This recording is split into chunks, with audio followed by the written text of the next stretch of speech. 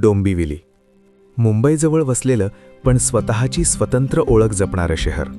स्वप्नांच्या शहराजवळ असलं तरी डोंबिवली केवळ उपनगर नाही, तर इतिहास, संस्कृती आणि परंपरेचा वारसा आहे.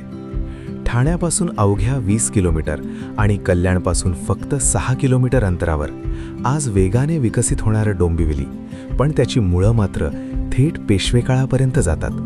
डोंबिवली नाव जरा हटके वाटतं ना, पण हे नाव कसं पडलं याचा विचार कधी केलाय का? म्हटलं तर सांगतो. पूर्वी या भागात डोम समाजाची वस्ती होती, त्यामुळे या गावाला डोंबिवली हे नाव पडलं, अशी एक प्रचलित आख्यायिका सांगितली जाते. पण डोंबिवलीचा इतिहास फक्त आख्यायिकांपुरता मर्यादित नाही.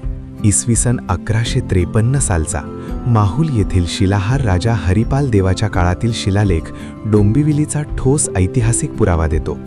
या शिलालेखात डोंबिल नावाच्या गावाचा उल्लेख आहे. अभ्यासकांच्या मते तोच डोंबिल म्हणजे आजची डोंबिवली. म्हणजेच डोंबिवलीला जवळपास 850 वर्षांचा इतिहास आहे. इतकंच नाही, डोंबिवलीजवळील खेडरकाळी गावातील खेडकाळेश्वर मंदिर हे शिलाहार यादव काळातील एक अद्भुत वारसास्थळ आहे.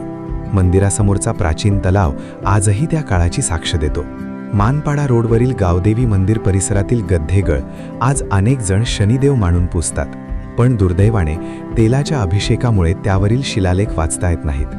याच भागात शिलाहार यादवकालीन वीरगळाचे अवशेषही आहेत, ज्यावर योद्धा आणि त्याची पत्नी शिवलिंगाची पूजा करताना कोरलेले दिसतात. इतका समृद्ध इतिहास, पण तरीही या सांस्कृतिक ठेव्यांकडे होणारी अनास्था खरंच खेदजनक आहे. आता थोडं आजच्या डोंबिवलीबद्दल. डोंबिवली म्हणजे संस्कृतींचं सुंदर मिश्रण. इथे मंदिर, चर्च आणि मशिदी एकमेकांच्या अगदी शेजारी उभ्या आहेत. गावदेवी मंदिर, गणपती मंदिर, संगीत, नाटक, नृत्य यांची परंपरा आणि असंख्य गुणी कलाकार. डोंबिवली खरंच एक सांस्कृतिक नगरी आहे. आणि हो, खरेदीसाठी तर डोंबिवली म्हणजे स्वर्ग. रस्त्यावर चालताच कपडे, ॲक्सेसरीज, इलेक्ट्रॉनिक्स, संगीतवाद्य सगळं काही सहज मिळणारं शहर. सुपरमार्केट्स, मॉल्स आणि पारंपरिक बाजारपेठा डोंबिवलीचं जीवन अधिक सोपं करतात. डोंबिवली म्हणजे फक्त शहर नाही, ती एक ओळख आहे, एक इतिहास आहे आणि एक जिवंत संस्कृती आहे. अशीच आपली डोंबिवली, अभिमानाने मिरवणारी.